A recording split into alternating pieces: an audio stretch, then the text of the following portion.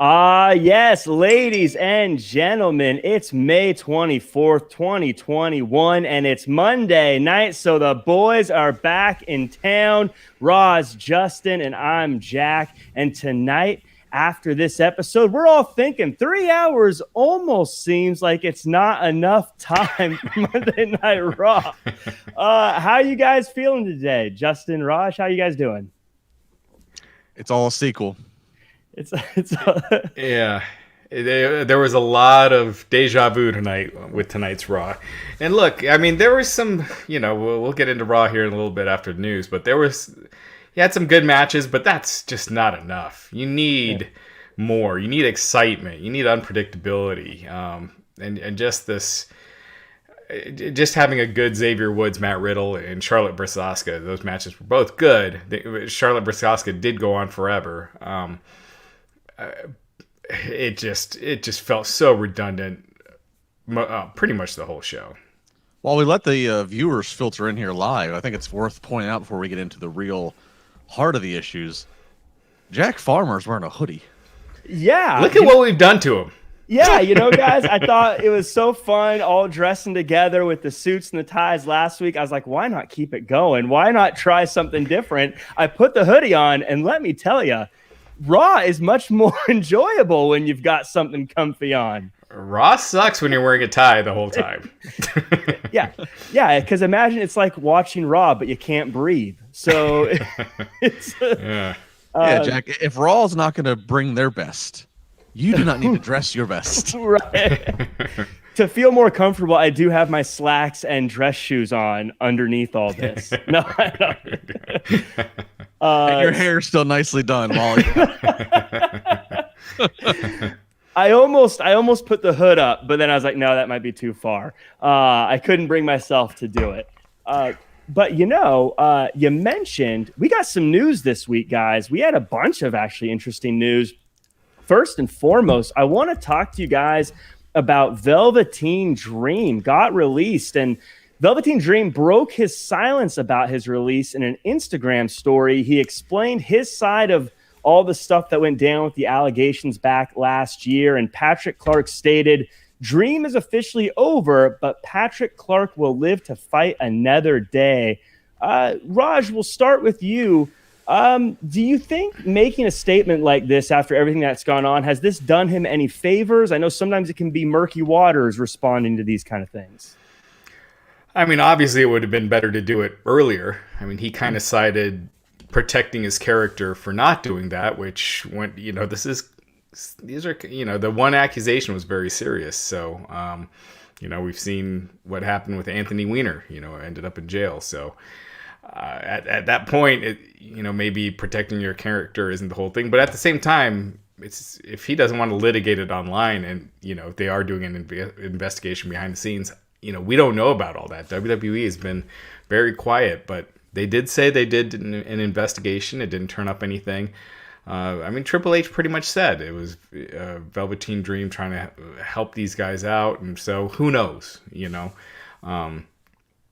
but no charges have ever been pressed against Dream, and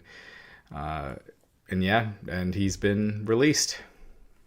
Yeah, it's very interesting. I agree. I think maybe saying something sooner rather than later would have been probably a good move. But again, it's easy for me to talk about that kind of stuff, not being in the situation. Justin, I want to ask you, what do you think is next for Velveteen Dream? Do you think he gets picked up somewhere? Do you think he takes some time off, moves to something different? Any ideas or thoughts on what could be next for him? Well, we haven't seen the last of Patrick in the wrestling business. I believe that, because he is young, and he does have a lot of natural ability in just understanding the business and being a character and wrestling. The Dream gimmick might be done, but I find it hard to believe, just based upon what wrestling's shown us, of the second, third, and fourth chances people have been given, that he's not going to get picked up anywhere. Maybe not right away. I think what's tough back to the conversation of should he have put out this explanation, his side of the story. I mean, I guess maybe he probably stayed quiet when he was still with the company because, again, the company backed him on this issue. They as Raj said, they said, we've done our own investigation. There's nothing, there's nothing to this. So I get him not saying anything because if they're saying, keep your mouth shut, we believe you. We think your explanation is correct. I mean, I think that's what this boils down to more. I mean, I don't know if it helped him. I mean, the whole explanation of, I haven't spoke about this up to this point because I wanted to protect my gimmick. I mean, I'm all for having a great gimmick and trying to, 2021, everybody's got a Twitter, everybody's got an Instagram, it's hard to always be in character. I mean, I get that, but I mean, these are pretty serious accusations. So I think at some point, certain things merit, dropping. I think really what it comes down to, I don't know whether the accusations are have validity or not, and that's not for me to speculate. It's not for any of us really to speculate. I think what it boils down to is the guy was talented, but he was obviously a pain in the ass to deal with, because that seems to be what is surfacing from, more and more we're hearing from people, whether they want to go on the record necessarily, but it seems like he just wasn't an easy guy necessarily to be around. Maybe just not likable. That seems to be what it is. And look, Ultimate Warrior's a hot topic this week of documenting his life, and you can have a lot of fanfare and an interesting look and character and gimmick, but if you're not willing to, if people don't want to do business with you, they don't want to work with you, they don't want to be around you, and in a genre that is built on trust internally, that's a problem. Yeah, and there was a report. Brian Alvarez had stated that the reason why Velveteen Dream was released wasn't the allegations; it was rumors of his behavior, which makes sense because these accusations are a year old. So, yeah, look, if he can pull himself together, if the accusations aren't true, and he can pull himself together, he's incredibly talented. He had everything. Just athletic ability, a great look, a great gimmick. If he is innocent, then hopefully it turns out okay for him. If he's not, hopefully it doesn't.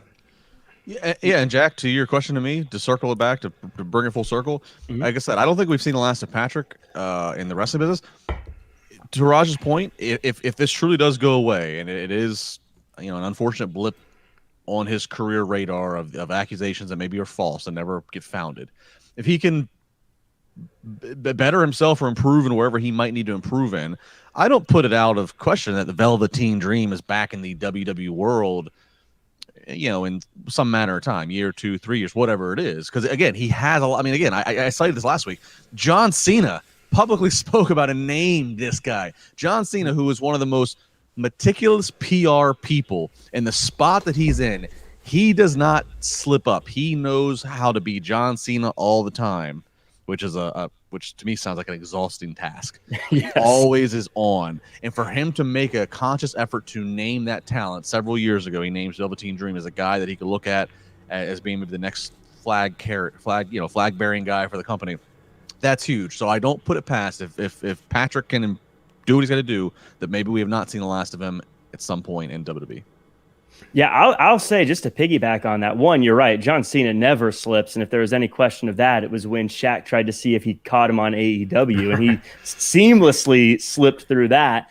But yeah, I always thought Velveteen Dream, like if I could buy stock in a wrestler, I always say Velveteen Dream was the guy. I would say he's the Amazon of wrestler stock. I thought he had everything he could have done. So hopefully, and to Raj's point, like hopefully, the allegations aren't true, and hopefully he can get past all those things and then get back in there and start doing some good stuff. Because as far as the talent goes, what we saw on TV, which is really all I can speak to, he was phenomenal. He was great. So in that world, I hope he's successful, and I hope he's able to come back, and I hope all the other stuff finds a way to work itself out, as it says.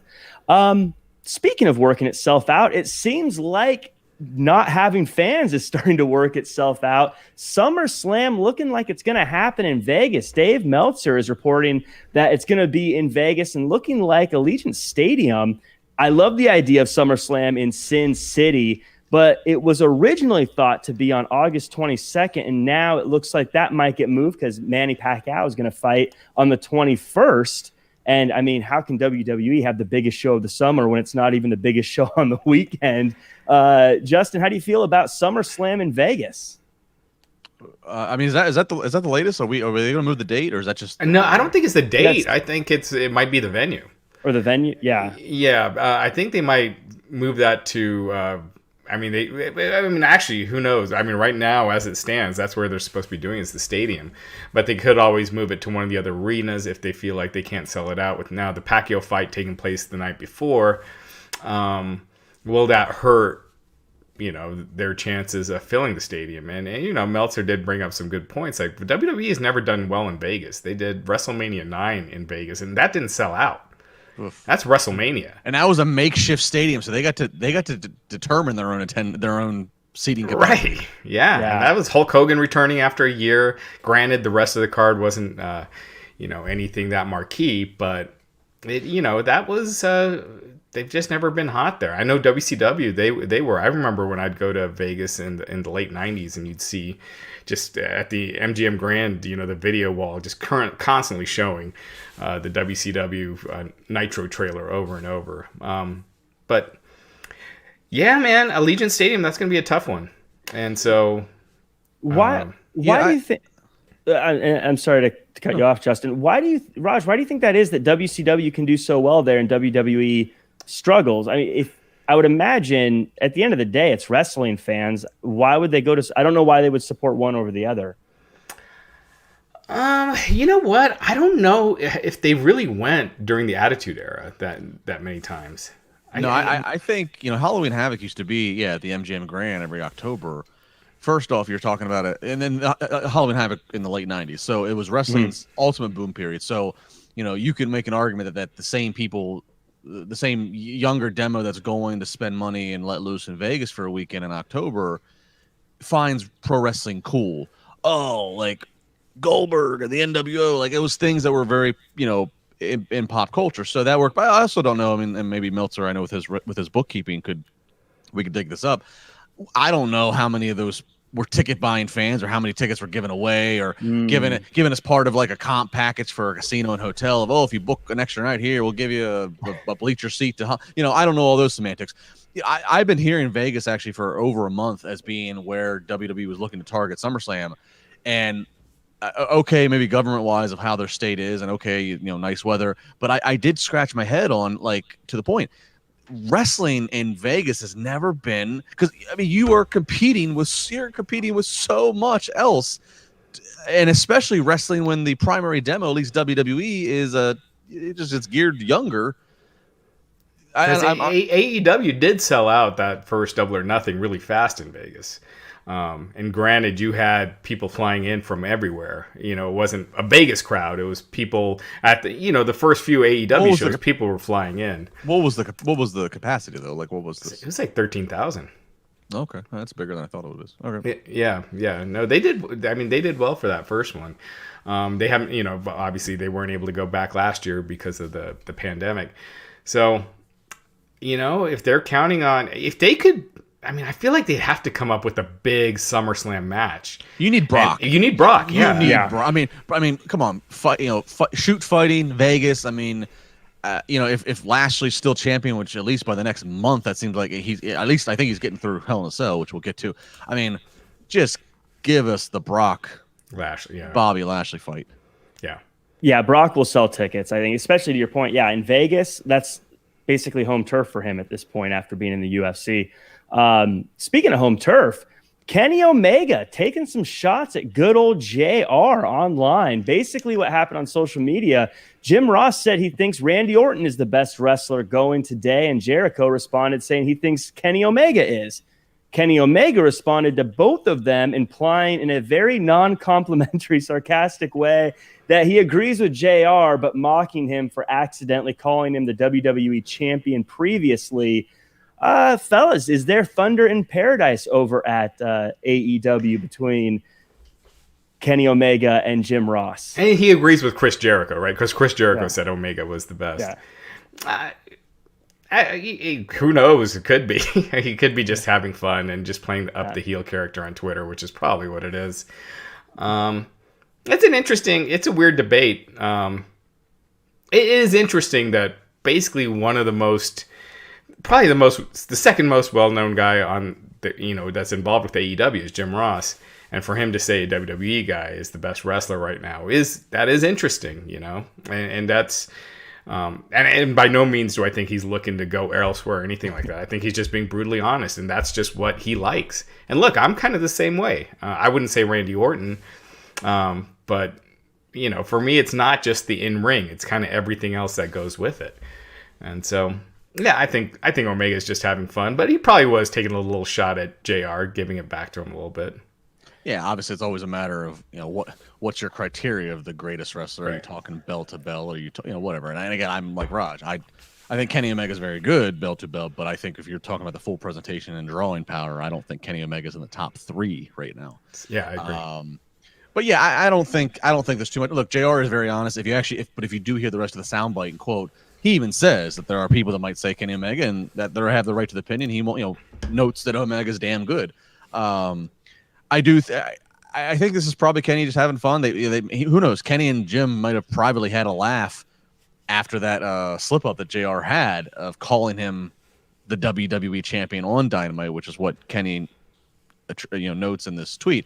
What's kind of most interesting to me is that Kenny decides to sarcastically quote tweet Jericho. Jericho is putting him over and say, "Nah, I'd rather listen to the bigoted cuck and the just Cornette, which is Cornette, the WWE dimwit fans." Like, I kind of find it funny. Like, that's what's interesting is that he decided to like lump Ross into that. Like, right. he might have actual respect for Jim Ross and just get that JR had a misstep on live TV. Make no mistake, Jim Cornette is not a favorite in the AEW locker room. So to lump JR in with that is kind of like, ooh, that's what kind of makes it sore and sour is to do that. But who are the top 3, Justin? Like right now? Yeah. I mean, I would agree. I think Orton's in that top 3 because I mean, my criteria is I base not only what you can do bell to bell, but I just base the entire believability, the presence, the everything. I mean, so Orton, I think Orton's in the top 3 of just the way he's performing. God, I mean, I'd even put Jericho up there of how captivating he is, promo and all. Third. I mean, I know this might really be a reach to some people, but Karrion Kross, while he hasn't got to do it on a big stage in front of more than a few hundred people in the Capitol Wrestling Center, he's just got everything. I mean, I'm most captivated by anybody than him. When I see him on screen, promo or otherwise, I'm glued. I think he has the complete package. Jack, what do you think? I think those are great picks. I think Randy Orton is probably one of those top 3 guys. I'd say Roman Reigns right now. Without a doubt. And I'd say Cody Rhodes in a way. I think as far as at least carrying the flag of AEW, as far as someone who just represents a company and everything, I'd go Cody. Yeah, Roman's in there too. I mean, 3's tough because there's always like a 2A, 2B. Yeah, Roman's in there, of course. But I just don't think Kenny. I think Kenny's good for the audience. He's good for. Right. And but I don't know. I can't say he's the best wrestler in the world. Yeah. For me, it's Roman, Jericho, and MJF. Those 3 guys, whenever they're on, I'm watching. They've got my attention, and they make me care about their storyline. So, yeah. Yeah. All right. Real quick, Jax Callens with the $4.99 super chat saying, "Going back to fans in attendance, awesome. I'm excited. Will it help their crap creative? What do you think? Maybe motivation for WWE to wake up a bit." I think a good crowd, I think, can actually cover up a lot of bad stuff, honestly. I know that's not the most, that's kind of a backhanded compliment, but I think a good, loud crowd can make anything sound better. And hopefully, I think, and Justin, this is something you've been alluding to for a while now, I think they're holding off as well until crowds are back to really start delivering some things. So I think so. Yeah, it's a huge double-edged sword and I think Raj also is doing the same thing on his timeline tonight. Like, it's great that we now have a date. We all can circle the calendar, and it is exciting. It is exciting because we can now. I mean, we've lived through this hell for the last, and hell meaning just this pandemic, not just pro wrestling. The hell for the last year and plus of like now we actually have a date. But that's also like now that WWE has a date and they now can count backwards.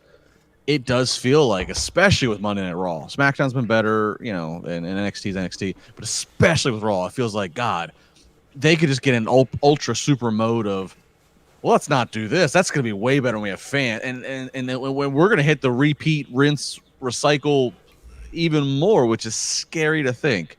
Want to get back in front of fans. I am encouraged to think that when we get back in front of fans, we will not have any worry of like beach balls being tossed around or UF'd up or boring.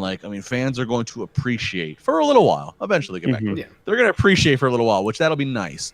But I worry about the creative decision making and justification. Right. I think we're going to see a lot of different opinions than what we expect. Combo Breaker says Roman versus Seth at SummerSlam. Kind of looks like it could happen. I'd like to see it. I think those two guys are great. SummerSlam feels like, I know everyone hates guys like Goldberg coming back, but I feel like Roman needs kind of an edge or someone coming back for a big match like that, personally. But so Edge is advertised for the SmackDown in Houston on July 16th, and as is Sasha Banks. So he should be back. If it's not that night, it's by then. So, Rollins, that would be the next big thing, the next best thing. If you're not doing Brock, if Brock's coming, I'd say Brock and Reigns for Mania. Do Brock versus Lashley at SummerSlam. mm-hmm. And so on the SmackDown side, Seth is probably the biggest thing. It is heel versus heel, so I don't know if you turn Seth babyface. Another name we're leaving out that you got it. I know it's been circulated. We had on Wrestling Inc. Getting back in front of fans, you got to get John Cena back. Oh yeah. Dun, dun, dun, dun. Yeah. So where does John Cena fit in? I'll tell you what. I think because Heyman's with Reigns and that's really working well. I think Brock comes back, and I know it'd be weird to see Brock without Heyman, and when Brock did come back in 2012 for that time without Heyman, his promos just aren't the same. But I think Brock with Lashley, and then this heel Roman up against a returning, probably refreshed babyface John Cena.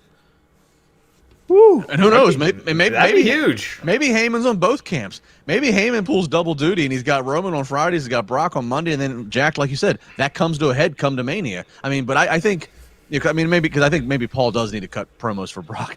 But right there, I think that's your SummerSlam, 2-punch right there, your double main event. That'd be huge. Lesnar, Lashley, Cena, Reigns. That'd be huge if they did that. That would be something. I know the criticism is you're not pushing any of your younger stars, but that's where we are right now, and there's no one really of the younger talent, and really all the younger talent are still above 30 on the main roster. So you do those two. You do see where Riddle and Orton are. Are they ready to win tag titles? Are they ready to fight each other? I don't know. Karrion Kross is probably still in NXT at that point, but maybe not. I don't know. I think there's those top two main events might have a lot of older talents or established talents already, but I think the rest of your card could see good sprinkles of, okay, here's the guy we're putting the Rock into almost with there's a lot of potential. Aleister Black. Yeah, Bender Rodriguez bringing up Reigns already beat Cena. That doesn't matter. Different time. It's a different time. Yeah. And I want to say about the whole, younger talent thing. I like the idea of younger talent, but sometimes it's okay to have the guys who've been around. Sometimes it's okay to have the big stars battling it out. I think that's okay. I don't think it needs to always be a new guy coming up and stepping in. Sure. If only they did more of using the older guys to elevate some new talent as opposed to just the same talent. And that's been a problem over year after year after year. But yeah. Yeah. No, absolutely. Speaking of older talent, there's a Ultimate Warrior's wife blast the dark side of the ring. So Dana Warrior, while promoting the A&E biography of the Ultimate Warrior, was asked by a fan if she endorsed the dark side of the ring episode, and she said, "I had no part in this project. Smut and filth does not rise to my note." I'm not really shocked that someone didn't like a show called Dark Side of the Ring when talking about their family. I imagine those aren't going to be the most complimentary kind of shows. But any thoughts on her taking a shot at Dark Side of the Ring? To be expected. She participated in the A&E documentary, which, looked at some of Warrior's troubles, but it ultimately wrapped it up in a happy bow if he got in the Hall of Fame and found purpose and happiness. I mean, look, the Dark Side of the Ring, it's going to dive into the even darker things that the A&E may have not really gone into, and it's going to have his wife prior to Dana Warrior who's speaking. And, you know, so I mean, I'm not surprised. I mean, Dana Warrior, who's the mother of Warrior's kids, and again, who was married to him when he passed away, like it's going to go into specifics, at least alleged specifics from other people, of stuff that just paints him, you know, in an even worse light than some of the A&E documentary stuff. So I mean, I'm not surprised that she would not want to participate in that. I mean, remember, Dana Warrior every year is at the WWE Hall of Fame helping present an award called the Warrior Award. I mean, so she's part of the WWE family by extension, and nobody that's part of current WWE family at the time goes on the Dark Side of the Ring. You know, so it's, you know, not really a surprise here. Yeah, and they did release a clip, Dark Side of the Ring, of Warrior's ex-wife talking about him and talking about the infidelity and saying after, you know, once he beat Hogan, became this big star, he became distant and just weird, and he basically turned from Jim Hellwig at home until the Ultimate Warrior. It's kind of a, you know, unflattering look at him. So it's going to be very different in tone. It's, you know, I thought you know, I was actually surprised with the Ultimate Warrior one by WWE and A&D, because I didn't think they were going to touch, you know, some of the controversial blog posts that Warrior made and the homophobic comments he's made in the past, stuff that was, you can argue, was racist in his blog posts. I thought they were, and they didn't go too in depth into it, but they did cover it. So I thought you know, again, it's like their other documentaries. It was an easy watch. They did touch on that. They didn't make him out to be a saint. They talked about that kid at the airport that he was a total, you know, dick to, for lack of a better word. And, you know, you look in Bret Hart's book, you see like how the Warrior treated a Make-A-Wish kid. They didn't get into that. There's a lot of bad stories out there that they didn't brush on, but, you know, at least they covered a little bit of it, which was more than I thought. It was pretty cool in the documentary too, like, you know, and I even made a point, I'll admit it. I paused my recording at one point when they flashed the letter, or at least a page of the letter that Vince wrote back and hand delivered to Warrior at SummerSlam 91. I paused so I could read every graph. I mean, that was really interesting shit. Because we've always heard, you know, Warrior held up for money at SummerSlam 91. Vince fired him as soon as it came to the curtain, and you know, they even showed the Vince clip from 05 of "I couldn't wait to fire him." It was so cool to read at least a page of the letter. That was, you know, yeah, Vince didn't hold back, saying you're a legend in your own mind. In your own mind. Right. Well, so good stuff there. We have a few super chats here. Bid Moon says Eva is all everything. Rocket ship. And then we also have Nathaniel Cook saying Raj is right. Younger talent needs to be elevated. Years ago, Cena went over on Bray at Mania in New Orleans, and I felt his character never recovered. You know, there's probably some truth to that. I agree with that. I felt like until he became the Fiend, he just kind of was. He never got back to that like main event level, and so. Yeah, but I thought he came up with a cool character, did recover, and then they, you know, pissed it away with the red lighting and the magic. Yeah. So yeah, Seth Rollins was kind of the Cena of the next generation. Hollywood X says Raw has been so bad that I can only watch Raw when I'm recording it so that I can fast forward through the show. It takes me 5 minutes to finish it. By the way, great podcast. I look forward to this more than Raw. Thank you, Hollywood so much. That's a hell of a super chat. Yeah. Yeah. Thank you so much. Yeah. And then Jody. You know what? I do got to say to that, if I didn't have to do the podcast, I'd probably do the same. And, you know, when I do when I'm out of town or something, when I do come back and watch Raw, usually it doesn't take me longer than 15 minutes to kind of get through it. You know, once you fast forward the repetitive matches and things that aren't fresh, it doesn't take that long, and that's a problem. Yeah, it's a little hack you can do to just wait until it's like 30 minutes in and then start, and then like you can fast forward to catch up.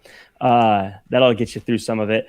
Jody Shauna Jenkins says, apologies, this is completely off topic, but Justin, who is actually watching Impact, and do you think the workers there actually believe in the product? I mean, their numbers aren't, anything to write home about, but I do think, the people there that are, the guys and girls that are putting their bodies out there. I think they believe in the creative freedom that I understand a lot of them get to have, and certainly not the micromanaged process you hear about in the machine that is WWE. I think if you were to put a gun to most of their heads in a confidential situation, they would tell you that they understand that they would like to elevate to, AEW or WWE for a lot of reasons, exposure, money, otherwise. But look, you're looking for a place to work, especially coming out of some of the scary places that we were 12 months ago in the early part of the pandemic of not knowing. And now that at least they figured out how to do closed set shows and how to, operate, you're just happy to be working. So, I think the guys and girls believe in it, but they obviously all then have a plan of where they want to eventually ascend to. Yeah.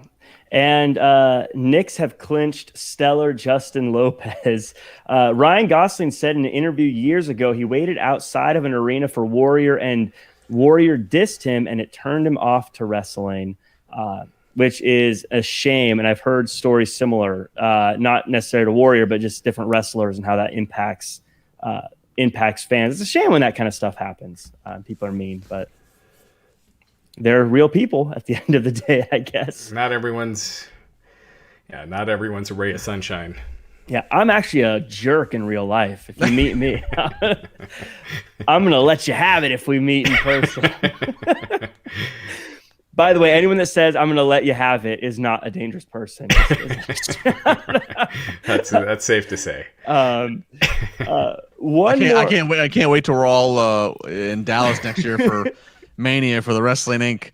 podcast convention, and Jack Farmer's there, and I can't wait to see Jack Farmer go off on some young kid. Just knocks the autograph book out of his hand. Jack's got his AirPods in, and he's like, I'm listening to music, damn it. Yes. It's my day off. Leave me alone, kid. Yeah. One more quick news item. Some news and notes have been coming out about the AEW TV deal, specifically that even though they've added on the new show, it doesn't extend their current deal. Raj, any other kind of news or tidbits or thoughts on this AEW TV deal going on? Yeah, actually, it's so the Observer had first reported the stuff about this current deal, this new deal does not extend their current deal. So that's up through 2023. And the amount of the extension with the 4 specials is $10 million. So they're getting $10 million more per year.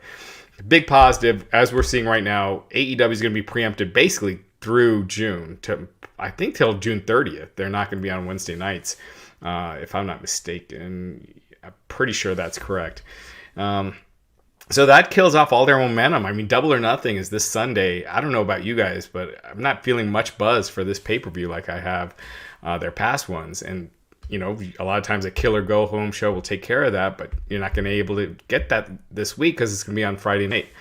So this move to TBS, you're not going to have these preemptions, especially during this time of the year when they're committed, where they really want to do this Double or Nothing pay-per-view on Memorial Day weekend. And so you won't have the preemptions as much. It is interesting that $10 million for a brand new show that's 52 weeks a year plus 4 specials that are basically like Clash of the Champions is not that much. So I'm assuming that the new show was baked in on the previous deal and not the new one, because that's very little money really for a new show that's 52 weeks a year and 4 specials. I wonder how much of that is going to be just taking like AEW Dark and repurposing it or something like that. They're apparently planning to still do all 4 shows. So wow, yeah. I mean, 10. For what it costs, assuming that Dynamite's going to get back on the road. I mean, But they're taping them all together except for pay-per-view weeks. Okay, I was gonna say, like, are we breaking even here? I mean, I don't know. It definitely a move to TBS is better. TBS is in more households, like you said. You're not getting, moved around. Because you're right. Raj, I didn't realize it until we were emailing back and forth about the schedule, and then you said it, and I looked at the NBA. I was like, oh my god, you're right. Like, we're not gonna have a Dynamite on Wednesday until the end of June.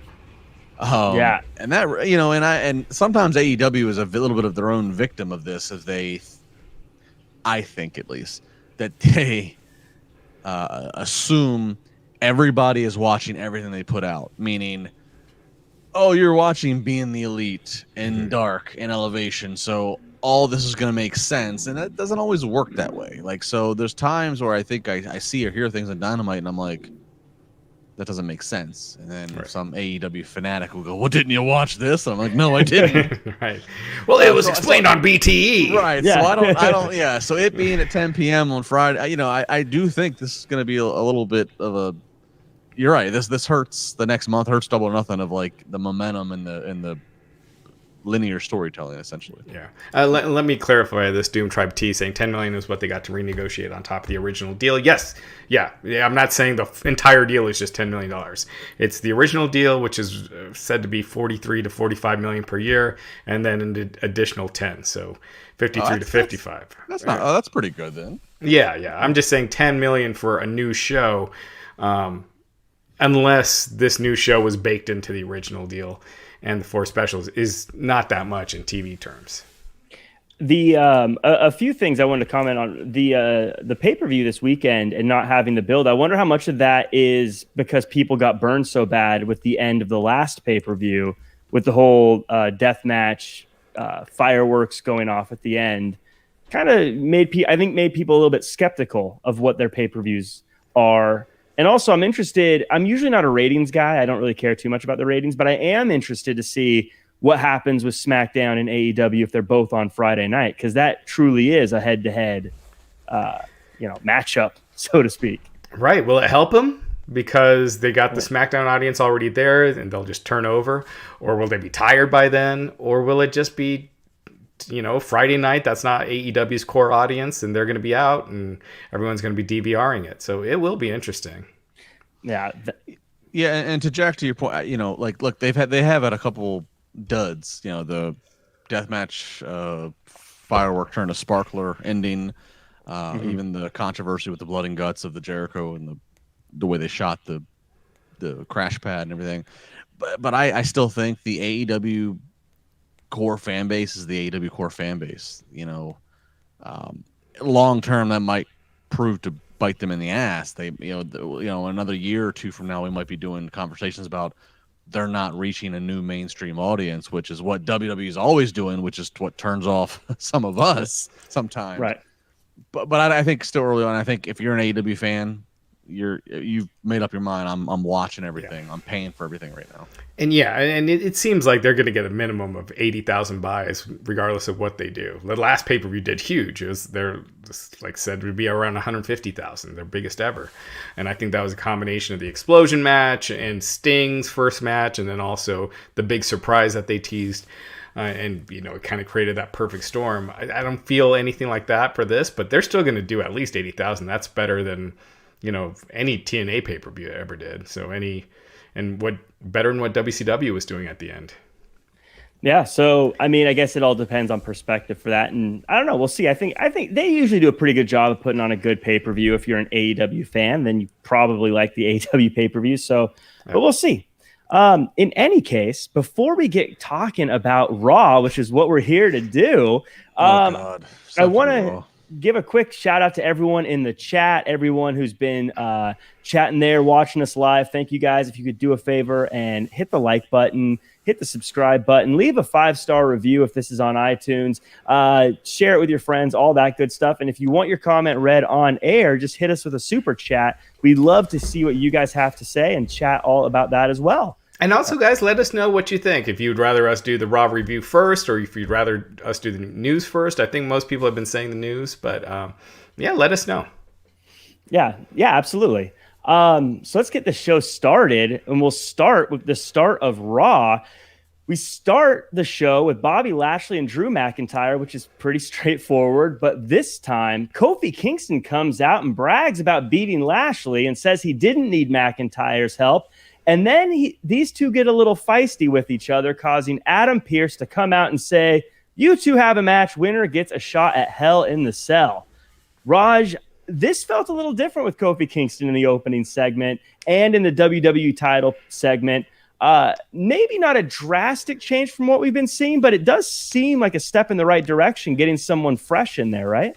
Yeah, at least, I mean, you can almost picture Braun Strowman in that setting. So it's way better than that, in that it's someone fresh. It almost feels like he is a substitute for Braun Strowman, because he's still in the New Day versus, RK Bro feud. Yeah. So it just kind of seems like he's kind of working double duty because Braun is injured. But yeah, I think it does freshen it up. It doesn't feel as redundant. I mean, look, Drew versus Kofi, that was the one match tonight I felt was, and the 2-minute challenge, which we'll get to here in a second, but that was the one thing I felt was different, that felt new on the show. Yeah. Justin, I love the energy that Kofi brought to the WWE title picture tonight. The past challengers and champs, and kind of like what Raj was saying, have been Lashley, McIntyre, Strowman, Orton, all very big, methodical guys, but he just seemed to have like a fire and an energy that kind of changed the pace of all this going into the show tonight. Do you agree with that, or am I off my rocker like usual? No, I mean, look, I'm a big Kofi fan. And Kofi Mania was a lot of fun. So, I mean, yeah, it's nice to see him be injected into the main event scene again. Mm-hmm. But I'll be honest, as I'm watching this match, which is a really good match, which is kind of the theme of Raw right now, no, I at all don't fault the performances of the guys and girls. They are giving their best bell to bell, but it's always like, my question is, okay, this is a really good bell to bell match, but what's the purpose? Or do I have any doubt of what the outcome is? Or have I seen this already? And then that's where it comes back to. I just, even Kofi, even as much as I love Kofi, can't really hype me up anymore. This is a stale main event world title picture on Monday. It's stale. Yeah, maybe better Kofi than Braun, whatever. But at the end of the day, I have no doubt at this point that actually Bobby Lashley is going to I think Bobby's retaining this through Hell in a Cell, which is wild because I thought when we went into WrestleMania, Bobby's for sure losing. Now they've got me to the point where he's holding on to it, and I do think until we get in front of fans and maybe it's a Brock or whatever. So I'm just kind of like, just watching this match with Drew and Kofi, I'm like, okay, working hard. At the end of the day, it doesn't matter. I don't really care. Yeah, and that's another thing is they've been pushing Kofi for so long as below mid-card. So to all of a sudden buy him as a threat to Bobby Lashley, you just can't. And Kofi versus Daniel Bryan at WrestleMania, I was going huge for Kofi. I mean, I really got in that storyline. It's one of the few times that I feel like in WWE over the past few years, and they got me. But if he's just being pushed a certain way as someone not to take seriously, then you can't just all say, okay, for these 2 weeks you got to take him seriously. I do think that's going to be the Hell in the Cell match. I know some people have been saying a triple threat. I think they just did that last month, except with Strowman instead of Kofi. I think they're going to do Kofi, and I think Jinder Mahal interferes next week, and they go off in that direction with Jinder and Drew. Yeah, I love the match. I thought this was a great shot. What I liked about the match, by the way, I just want to say, it made Drew McIntyre look like a big, strong guy. He's been standing across from guys just as big as him for so long, you forget that he's actually massive and super powerful. So getting to see him throw around Kofi for a little bit, I thought, hey, that makes him look like he's a big dude, which was cool. But yeah, Justin, do you believe it's going to be Kofi that goes to? I guess I should say to back up a little bit. Next week we're going to get another match between these two, which Adam Pearce, great idea. Right. Real quick, how the end of the match how it ended. Oh yeah, I'm sorry about that. I'm jumping all over the place. Yeah, so they have a great match, but Bobby Lashley and MVP get involved, double DQ, which then leads to Adam Pearce saying we're going to do it again next week, which I think we all kind of figured that was going to happen again next week, anyways. Yeah, but they announced it, and that was my fault for jumping way ahead. No, but. By this point, it was 45 minutes in the show. So you invested 45 minutes of your time to get a double DQ. This defines WWE Raw. Yeah. This whole thing defines Raw right now. I will admit, I was very upset that it was that long of a match. It was that good. I thought it was a great match. Just to have it end in a double DQ felt a bit like they could have done that much faster and just moved to the next story, be a lot faster instead of having these two guys beat each other up for so long and then do the double DQ. Yeah. So Jack, to your point, I don't know. I don't know if I believe that Kofi's going to fight Lashley in Hell in a Cell, because again, Hell in a Cell is like, again, big brutal payoff. And so this, I mean, you know, like Drew's the one who's been at it with Bobby for a while. So I don't know. I don't know what I expect, but again, I don't expect Lashley to drop the title. Yeah, I agree. And I think Drew, I don't see them beating him again either. So that means, are we going to see not Kofi Mania 2? Are we going to see Kofi sell? That's the question. Raj, I think you have a point. I think you have a theory that you've mentioned on Twitter and you mentioned here just a moment ago. But I think maybe Jinder Mahal getting involved and that giving Drew McIntyre his kind of other direction to go. Yeah, the fact that they've been teasing it on TV a little bit, it just seems like seems a little soon. I mean, Jinder wasn't even on tonight's show, but I want them to move on from Lashley and Drew. This has just been going on forever. And Mike has a question for you, Justin. Justin says, when will you stop hating on Lashley? He's going to be a champ for a while. He's not just a placeholder. Vince is running with him as he should be.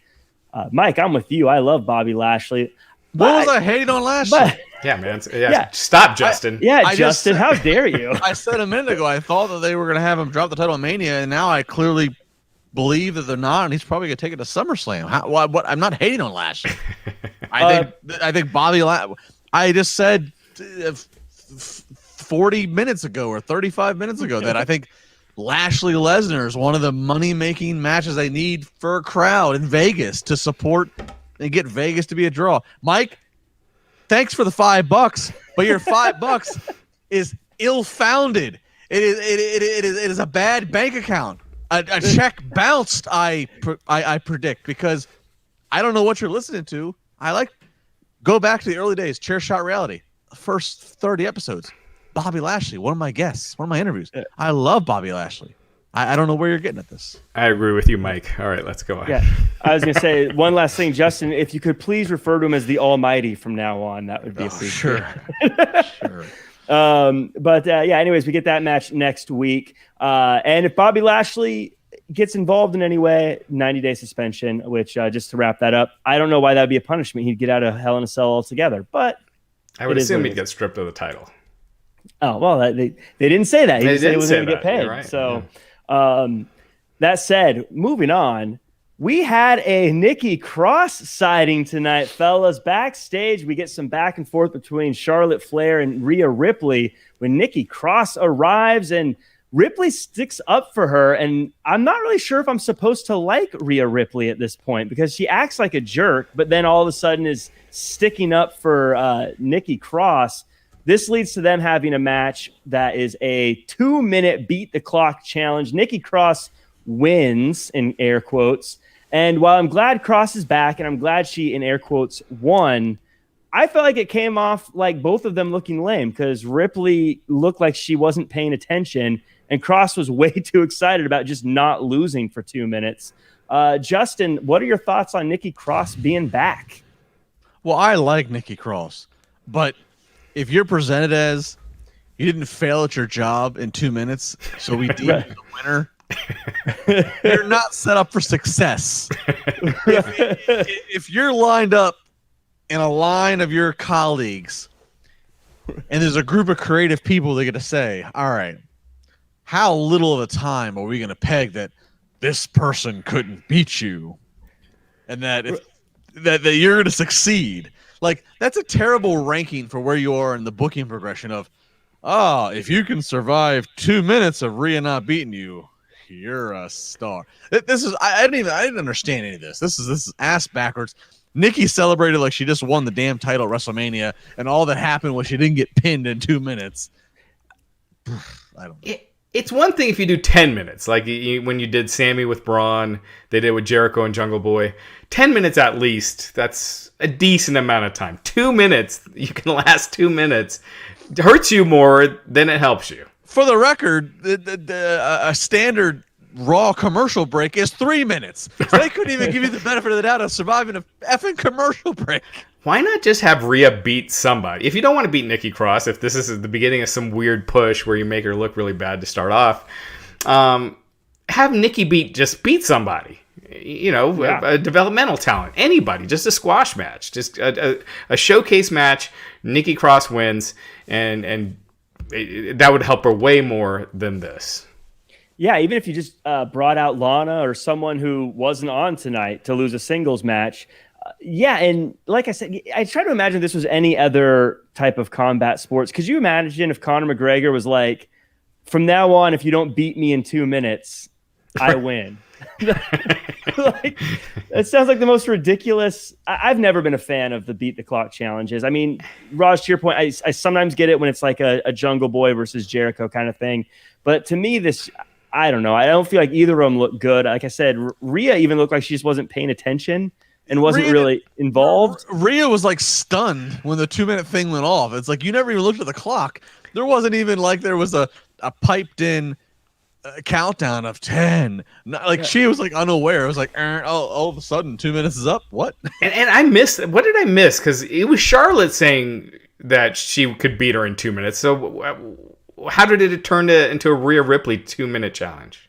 Because I guess Rhea had to live up to Charlotte's dare. If I dare you. Okay. So, okay. I guess. This was a bad execution. It's not like they had 45 minutes for the Kofi Drew stuff.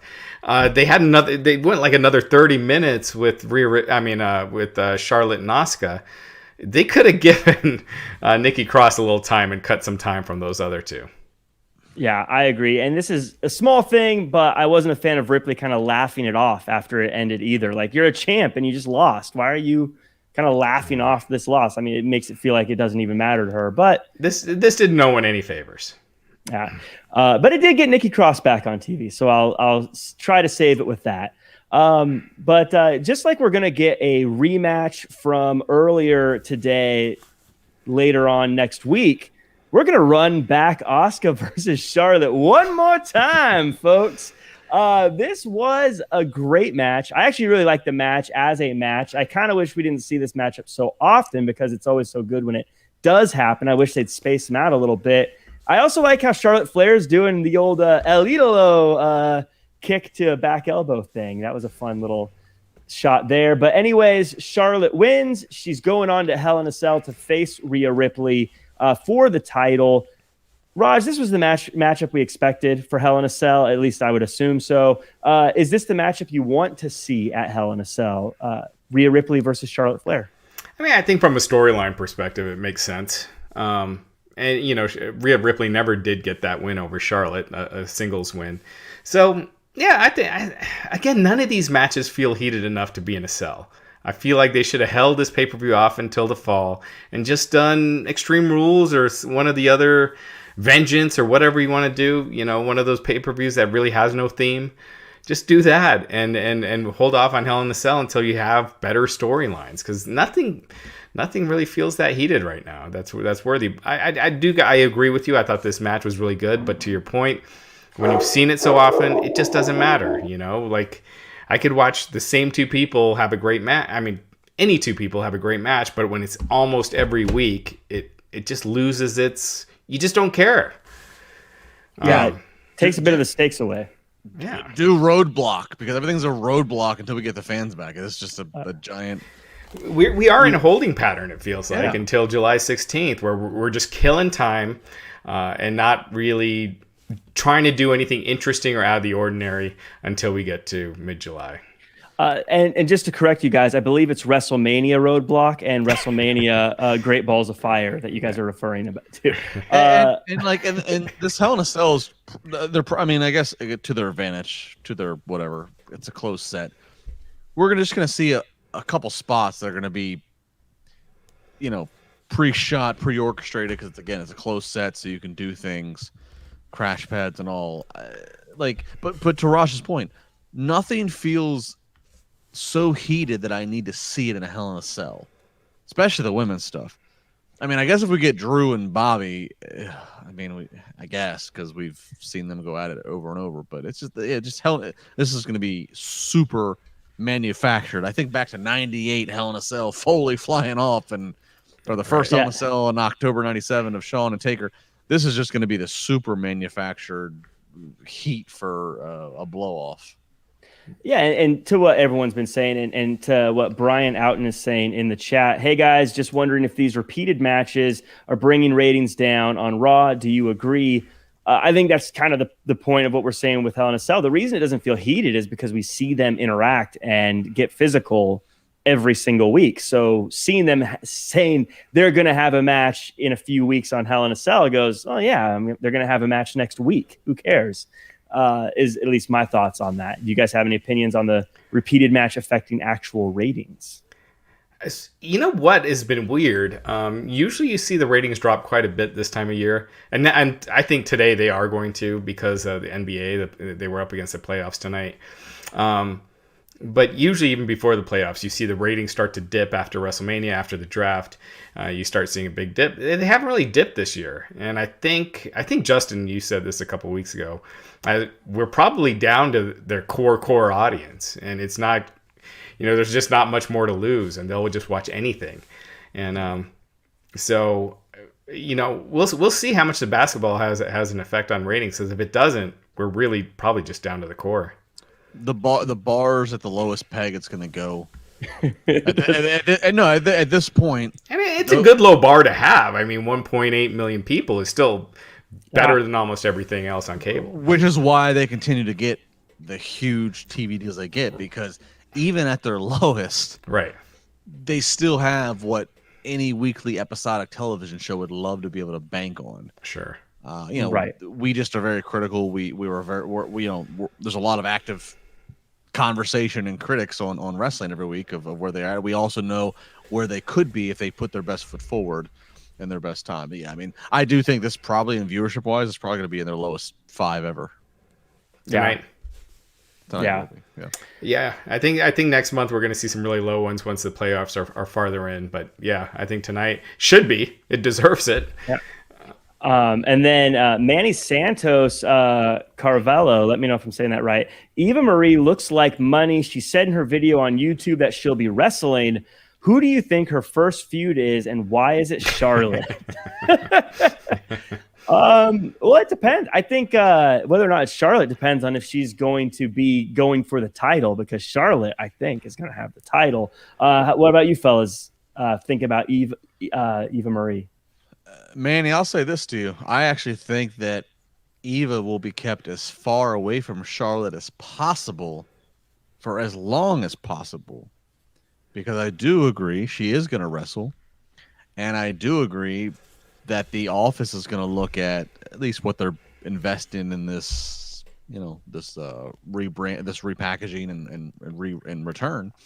They're going to look at her as being somebody who's going to be a major player, and so long term in pencil, they're going to see Eva and Charlotte as being, maybe that's a Mania thing if it all plays out well. So they're going to keep her, I think, as far away from Charlotte as possible, because involving her with Charlotte anytime early on is only going to it can only hurt the evolution, momentum and gravitas.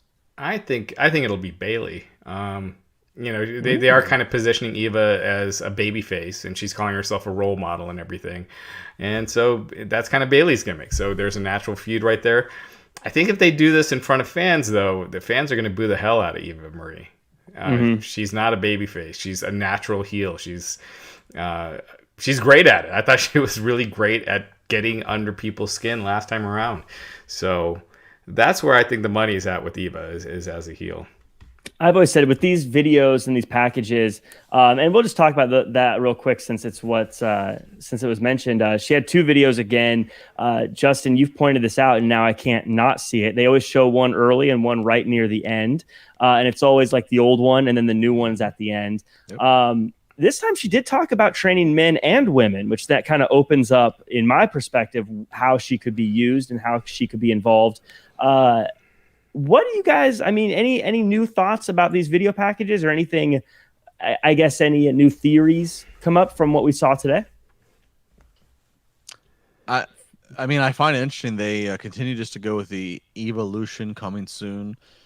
You know, old days of this person's on their way to the World Wrestling Federation, and you get like 3 weeks to, you know. Yeah. So they're keeping it kind of, you know, open-ended of when she's going to show up. And I don't hold it past that maybe they had a plan for her to show up on tonight, and then internally they've now identified they're going back in front of fans.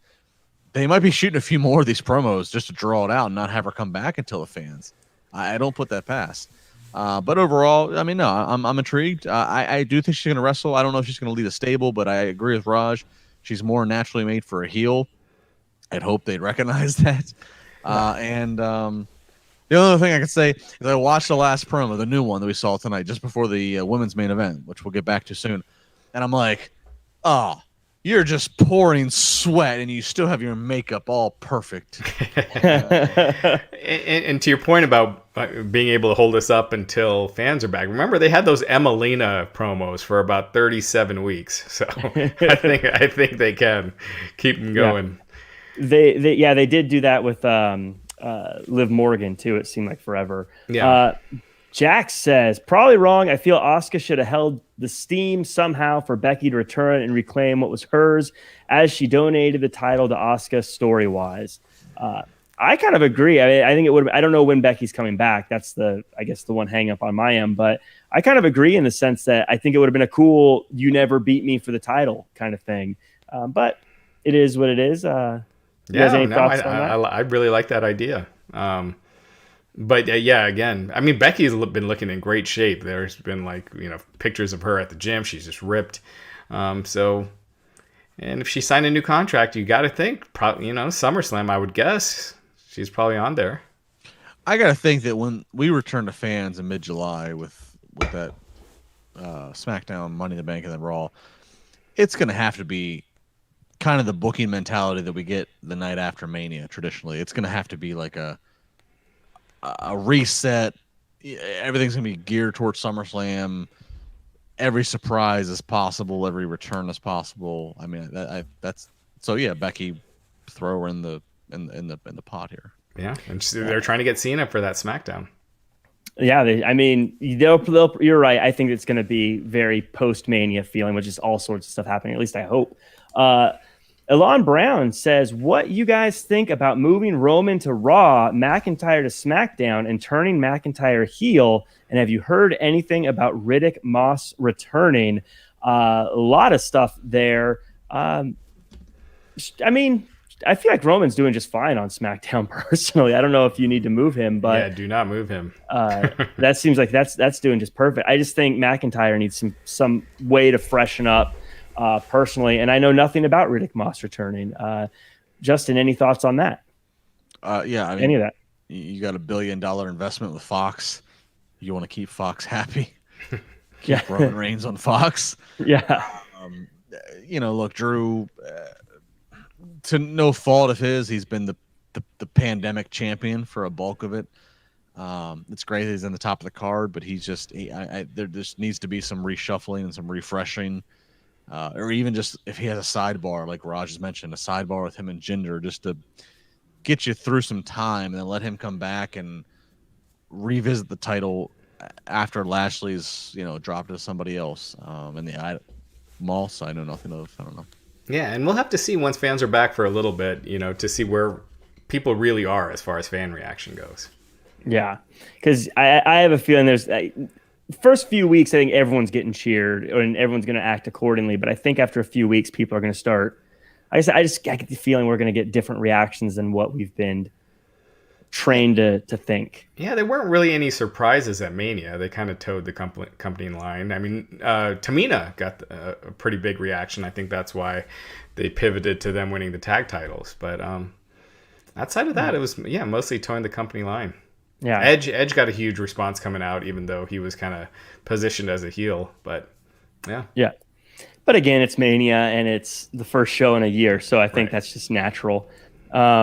Speaking of just natural, Shelton Benjamin and Cedric Alexander had a match, and again, this is a match we've seen before, but I give it a pass because I feel like there's still a little bit of story to be told here. And look, Cedric got on the mic and had a chance to kill it. I thought he did good on that. I thought the match was good. Prime Alexander, he's going by now, wins with a thumb to the eye.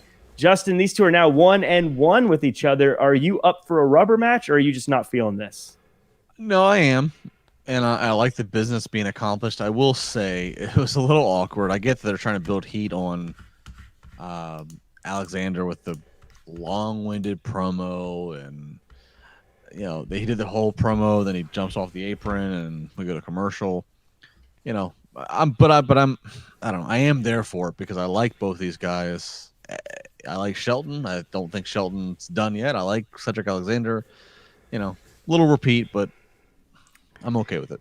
And this isn't going to be a rubber match by the time it's over. It's going to be more like a best of 7. Yeah. It's optimistic. You think it's done by 7, right? Yeah. I don't know. It just felt like they sliced in the same segment from a couple weeks ago, but changed the ending. It was the same exact promo, except he added more.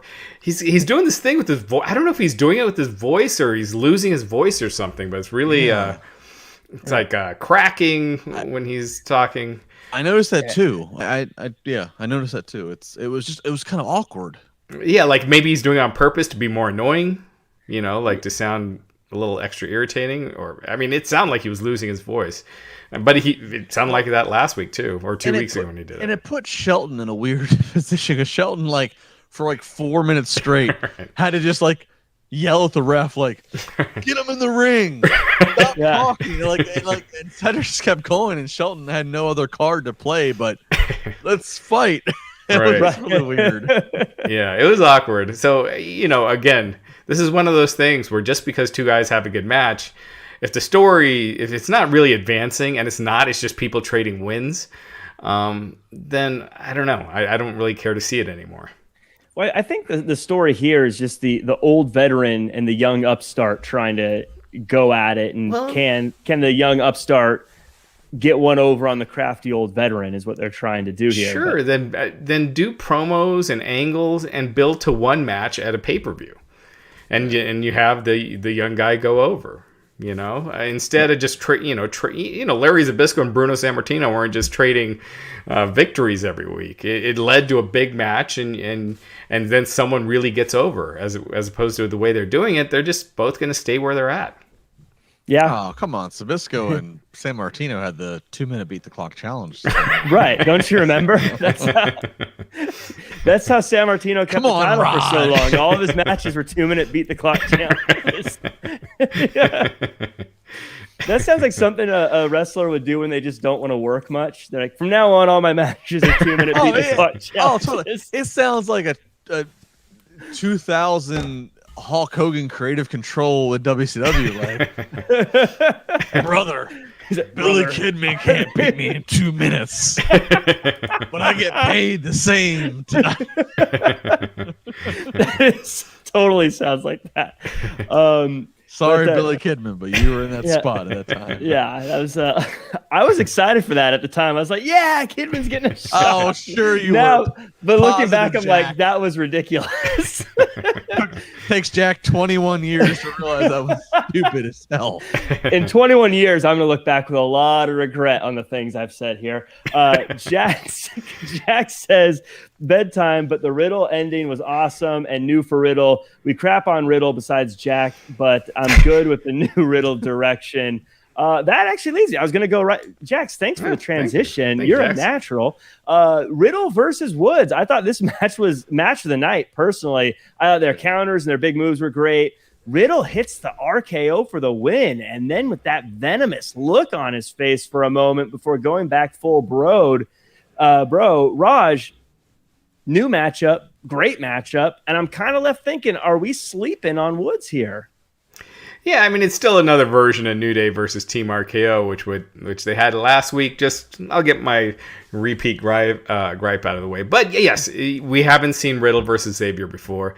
This match was awesome, and we've teased before. What if they turn Riddle heel? Everyone expects this to end with Orton turning heel and turning on Riddle. What if they turn Riddle heel, or what if they don't turn? Or what if they keep them together and they're both heels and Orton brings Riddle to the dark side? And there's some interesting stuff you could do with this, but I liked it. This was the highlight of the show. Justin, like I said, that look on Riddle's face after the match, I think he's hearing voices in his head, and this time it's not for health and wellness red flag reasons. Tell me about the match. Tell me what you thought. I think this was the match of the night. Yeah. We this is a storyline we've been doing each week, but this was a fresh singles match. And like the style, they started off real, grappling and then what they evolved into, this did not feel like a match that a WWE I guess I call them producers now. Mm-hmm. This did not feel like a WWE producer helped put this match together. This felt like something that was being done on an independent. Raj? What's the damn promotion where they have no ring ropes? Bloodsport. Yeah. This felt like that. I mean, granted, I know they used spots where they had the ropes, but the style and the presentation, this did not feel like a WWE sanctioned match, which that's a great thing. Quite honestly, this was a really. I was captivated watching this. This was a commercial in between, so a multi-segment match. This was fun to watch. Yeah, and I think that the company you're actually looking for, Justin, is Raw Underground. That was the one with. No, it was Bloodsport, Jack. It was Bloodsport. Silent Raw Underground. Historia that you have. My big hope out of all of this is now I just want to see Orton hit the RKO Derek to win a match at some point. But this.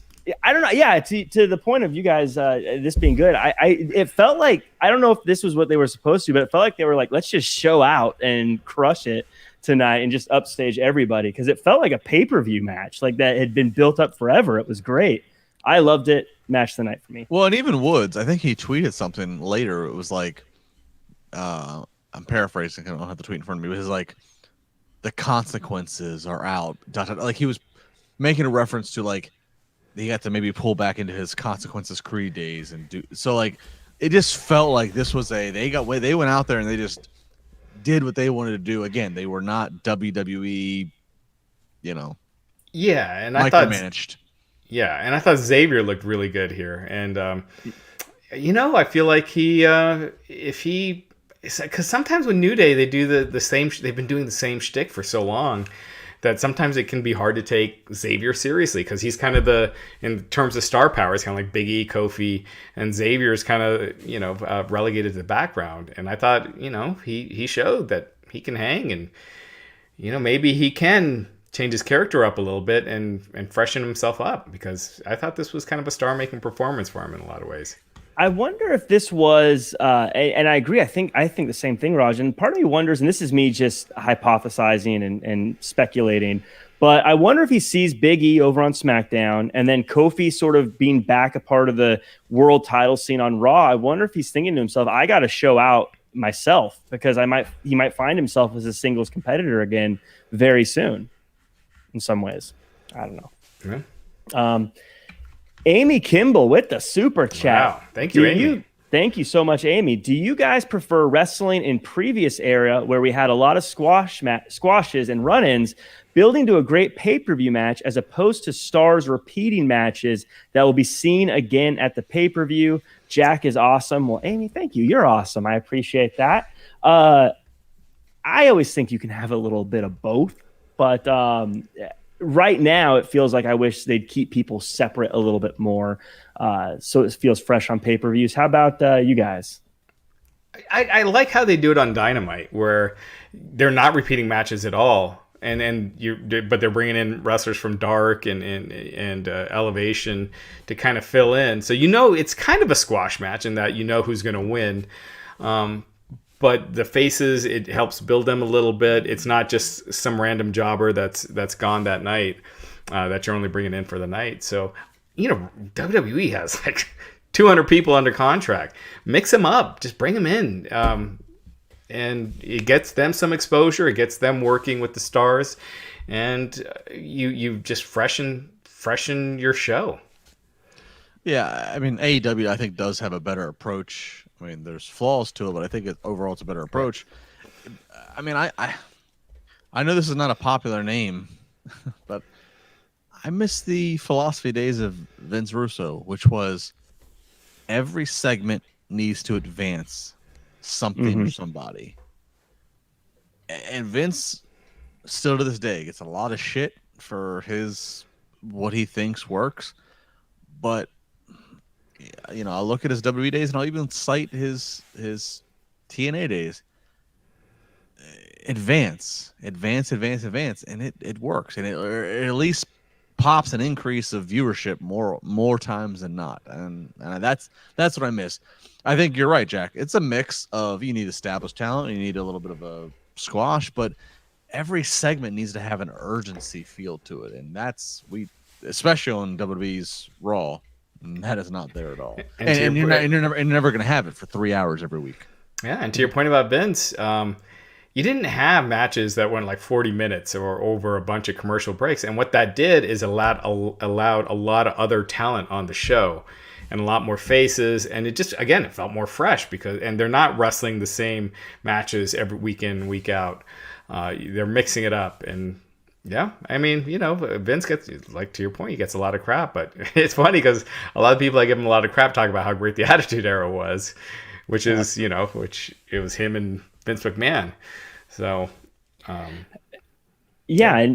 And I think to your point too, Raj and Justin, we say squash matches, but you can have a good match with someone who is going to lose. And that's something AEW does a lot. And to the point made earlier, they'll bring someone up from Elevation, and no one's thinking that this person from Elevation is going to get one over on Kenny Omega or something, but they put on a good match. It doesn't last forever, but it's still exciting. It's fun.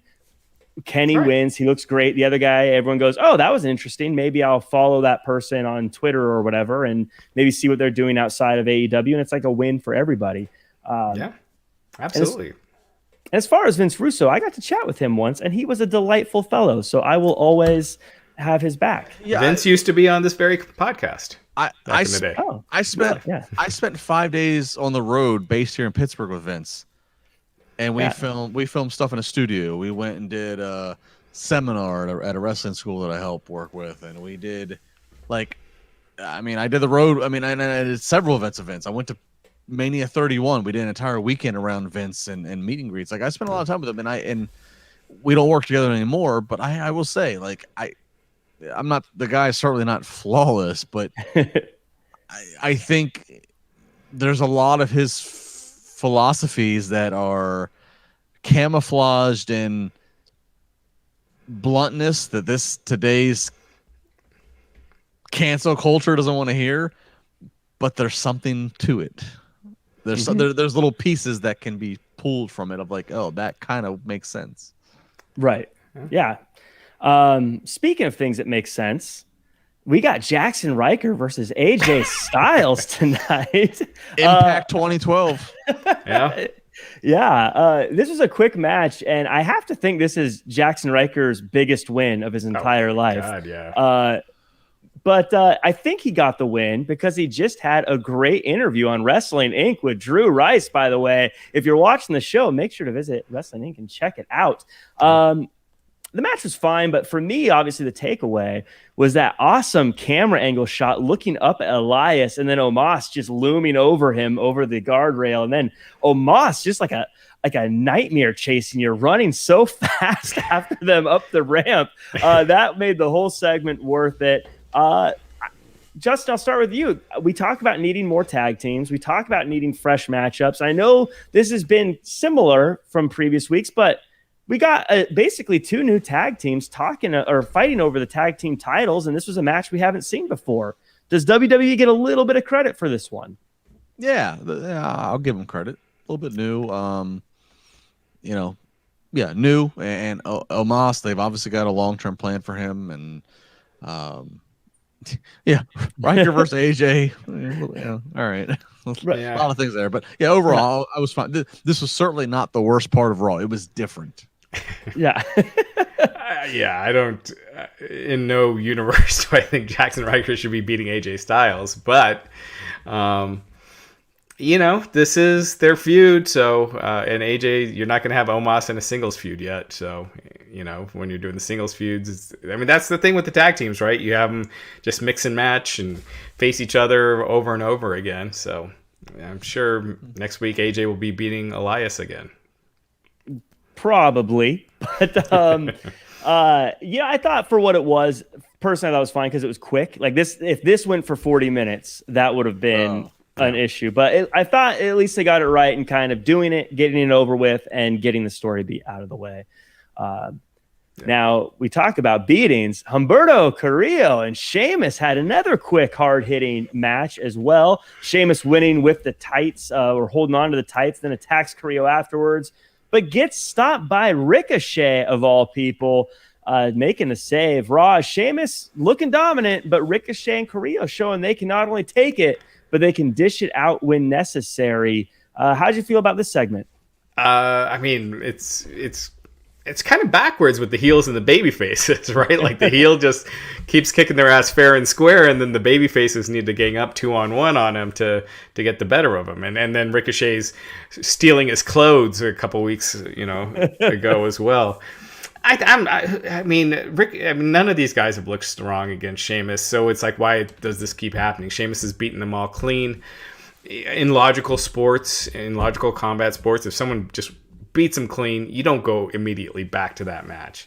Unless, I've said this unless it's like Conor McGregor and there's just too much money, you do it again. But in most cases, you do not. So it just makes no sense to keep doing that. They clearly have nothing for Sheamus. Humberto is just embarrassed every time out. So I don't know why they keep putting him in that position. Raj, talking about Conor McGregor and Sheamus, thinking all Irish people are the same. Justin, did you like how this went? This matchup? No. I mean, Sheamus is. I'm a big believer in Sheamus, but this. I don't believe in Ricochet. I don't believe in Humberto Carrillo. I don't care. They need to go to Sheamus and Damian Priest, but they can't. Now is not the time. You wait till fans are back. Yeah. So I guess you just keep him in this holding pattern, beating up on Humberto Carrillo, and next thing, they have who's the wrestler that they just brought up from Saudi Arabia who had like a Mansoor. Sheamus hasn't beaten him up in a couple weeks, so they could do him next. The guy who won like 50 matches in a row. If we're gonna go back to Saudi Arabia in the fall, we can't be beating Mansoor up. Yeah, they already did. Not again, though. Right now. He was on a 50-match win streak, signed with Raw, got beat, and disappeared forever. That's how you make a star, damn it. That's how you make a star. Kid. I guarantee nobody saw all 50 of his wins. Oh, guaranteed. There's not one person that can document. I'd be shocked if Mansoor saw him. So, yeah, right. So you're saying he's like, I won 10 matches. You said I won 50. I only filmed 10 here in the Thunderdome. You heard it here first, folks. Justin says Mansoor's streak is just as valid as Goldberg's. I don't know about just a quick thing I thought when I saw those two stand in the ring, Ricochet and Carrillo. I was actually thinking to circle back. What if Eva came back and managed them? So she's the one on the microphone. She's the one getting all the attention. And then those guys go jump around in the ring and have great matches. Nothing? I don't know. Maybe not. I think with Eva Marie, she's such a heat magnet. You need someone, if what's his face, Parker Bordeaux, if he was ready, he'd be great. But he's not. And I don't really see anyone like that in NXT. Killer Kross already has Scarlett Bordeaux. Yeah. Angel Garza. Angel Garza. It seemed like that's where they were going when the reports were when Eva first signed, but no. Yeah. Well, he wasn't on either today, but I can't wait for Eva just to come out, have a match, and Dave Meltzer's gonna have he's gonna just his stomach's gonna turn, and he's gonna have to actually give a rating to her match. That's and -7 stars. I don't know. The other way. I mean, look, she is. I mean, look, she's gotten when she first started. She was on the reality show. Since then, I mean, she's been open about this. She's gotten. I mean, she's sober. She's cleaned her life up. She's just obviously she's in phenomenal shape. I mean, I know she's put the work in training wise. I'm not going to say she's going to come out and she's going to be I don't know, Mickey James or whatever. But I mean, she might come out and the bar is so low, she might surprise some people. She's going to beat Asuka clean in her debut, and everyone's going to hate it. That's what's going to happen. And she should just purposely botch all her moves, just to really. That's what she calls her finisher, is the botch. So the show ends. We're to the end of the show here. Shayna Baszler, Nia Jax, and Reggie, they get together for another shot at the women's tag team titles. I'll be honest, I got to about 30 minutes before the end of the show, and I realized I had no idea what the main event was supposed to be. And then when this match started, I said to myself, is this the main event? It's kind of the same thing as the show was going on. I was like, wait, are they doing that for the last match? It felt, I don't know. It's no disrespect. It's just they've done this match 4 times in the last 2 weeks. Yeah, exactly. I couldn't get, to your point, you said it perfectly. There's no disrespect to them, but also there was no real indication that this was happening tonight. And it felt basically like the same thing we saw last week. In fact, it did. Kane's Pyro showed up again and took out Reggie. Just they moved the Pyro to a different area. Yeah, I'm telling you, Kane's coming back, baby. This is what's Kane versus Reggie. This is what the matches they're building towards. It has nothing to do with Alexa Bliss. I think it's all Kane here. So it looks like, I feel like they've been teasing that Shayna Baszler doesn't like Nia Jax and that Nia Jax isn't focused enough for about 100 years. But they did it again. Now Shayna Baszler is going to have a match with Reggie next week. Justin, we'll let you start off. It looks like this is probably Alexa Bliss getting involved in some way. Match with Shayna Baszler and Reggie next week. Lots to unpack there, but I'll just let you have at it. Yeah, disappointment. Like you guys said, I did the same thing. I was like, all right, so this is our main event. So either Alexa needs to appear, and we need to kind of get some clarity and answers on what she's kind of teasing, or just before we got back to the start of the match, they showed us the new Evolution promo. So I was like, does the Eva show? This was anticlimactic. We ended with Shayna Baszler in a very forced, unnatural screaming, not mic'd, not with a microphone, but just picking up the natural sound of you cost me my match again. This was just such a lame ending. Yeah, I mean, okay, the pyro. Yeah, like you said, Jack, the pyro in a different place. I don't know. Again, this goes back to the theme of what we said tonight. Holding pattern. Until we get to July 16th, it just feels like this is just a holding pattern. Yeah, I mean, when I saw that this was the last match, my first thought was, okay, something big is happening at the end, like Fiend is coming back, or as you mentioned, Eva's showing up to do something, or something was like someone's going to walk out and we were all going to go, oh, that's the end. But the end came and it felt very first or beginning of third hour moment, not a finale. Bid Moon sends through a super chat asking, how bad is Nia? Great podcast. Cheers. Raj, I'll let you take that one. I just think, look, I mean, Nia's she has a presence, and she's different. She's not like most girls. Yeah. So I like that. I'm just the the Shayna voodoo stuff with Alexa Bliss, and I do feel bad for Alexa Bliss right now. In real life, she was dealing with an emergency with a pet. She has a pet pig, and she was trying to find a vet.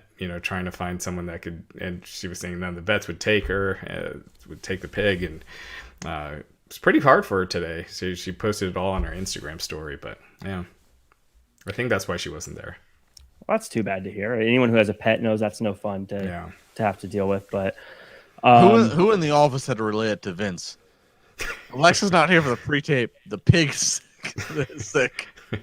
Oh my God, that would be a tough one. Fun. You just say the pet. Yeah. Yeah, that would not be a fun. I feel like that I would definitely ask someone else. Like they would say, "Hey Jack, can you tell Vince this?" I'm like, "Sure, no problem." And then I'd go find someone else. I'm like, "Hey, someone told you to tell Vince this," and then I would have someone else do it. I wouldn't want to do it. So yeah, kind of anticlimactic. I feel like there's multiple things they could have done instead to end the show, but that's what it was. The end of the show. I guess with that, we're going to be back next week on Memorial Day Monday. Which, by the way, I'm having a picnic in the afternoon. And I have to do the picnic, enjoy myself, and I have to go, oh, damn it, I got to watch Raw. Yeah. Memorial Day, even as positive as I am, typically not the best Raws come out of Memorial Day weekends. It's a throwaway. So if it isn't a throwaway already... I mean, the fact that Shayna Baszler versus Reginald has been announced kind of shows you what's coming up. That is interesting. They teased both a rematch from this week that we saw for 40 minutes already and Shayna versus Reggie as the reasons to tune in next week. Interesting. Spirited choice to do. But hey, we also saw, I guess, some quick previews from wrestlers saying they're excited to see people back in action. I actually like these little videos. Like, this will be the last thing. I actually like these little videos of like John Morrison saying he can't wait to see fans and Damian Priest. It felt very like old school Saturday morning wrestling, the way they were doing them. Any thoughts on those, or just excited to see fans back? Because I am. It did remind me of the Saturday morning wrestling for sure. It's the first time you've seen like wrestlers promoting a certain market, which was interesting, which I haven't seen in forever, ever on WWF. I mean, usually they cut away to your local promotion, but not on national TV. They're promoting, Raw in a certain city with the wrestlers on camera. So it was different. It was cool. I mean, Priest made sense. You're starting the tour in Texas, so like he's a hot up and coming babyface. He's speaking Spanish, so like I thought there was there's obviously a large Spanish speaking contingent in Texas, so like that made sense. But yeah, I mean the Dana and Mandy, and the Johnny Drip, they felt kind of forced, but Damien's kind of worked. I thought his was the first one that we saw, kind of made sense because he's like the most like legitimate building star they have right now. Yeah. Johnny Drip sounds and acts a little bit like a guy playing a wrestler on TV. If that makes sense. I mean, he is playing a wrestler. You know what I mean? I feel like if you were watching a TV show and someone was portraying a wrestler on the show, that's what he would act like. But if that makes sense, because he's super talented. So yeah, I get what you mean. But yeah. But I think that does it for us. Any other final thoughts before we close off? No, I think that did. That's it. That does it then for us. Thank you guys so much for tuning in and listening in, whether you're on YouTube or iTunes or any of the other ways that you guys follow us. We appreciate it. Thanks to everyone in the chat. Again, if you could do us a huge favor, hit the like button, leave a comment, subscribe, and of course, share with your friends. I'm Jack Farmer. That's Justin. That's Raj. This has been Wrestling Inc. And we'll see you guys. I guess we'll see you tomorrow for the NXT after show. And also no AEW. There's no AEW on Wednesday, so we will not have a AEW Dynamite podcast on Wednesday. Yeah, but we will be back Friday after SmackDown and Sunday after AEW Double or Nothing. Yes, so we will see you guys there. And until then, have a good one.